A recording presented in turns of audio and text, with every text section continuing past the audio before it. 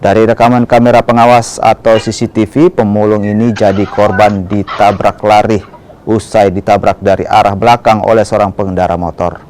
Peristiwa ini terjadi di Jalan Arif Rate, Kecamatan Ujung Pandang, Kota Makassar, Sulawesi Selatan pada 20 Agustus 2024 dini hari.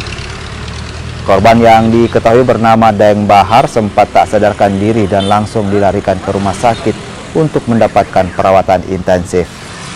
Korban mengalami luka di bagian kepala.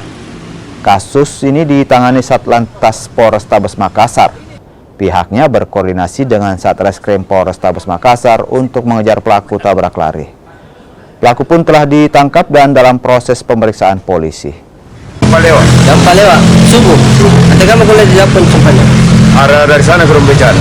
Oh, Baru itu motor dari belakang.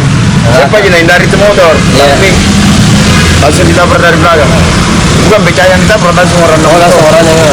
Itu dari mana memang itu Pak Rembeca? itu dari arah sana juga. Datang apa yabo-yabo. Mau pulang atau baru keluar? Karena dia tidur di sebelah, lagi mencari anu itu motor-motor bekas tuh.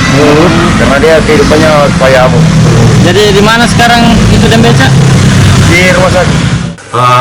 Sebuah sepeda motor dengan nopol yang belum teridentifikasi bergerak dari arah utara ke selatan pada Jalan Arif Rate Makassar menabrak pejalan kaki yang sementara mendorong beca atas nama Bahar yang bergerak dari arah utara ke selatan pada Jalan Arif Rate Makassar.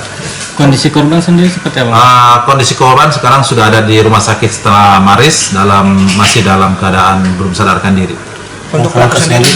Untuk pelaku sendiri karena melarikan diri ya masih dalam tahap lidik dan saya sudah koordinasi dengan Jatanras untuk bisa membantu pengungkapan kasus tabrak lari ini.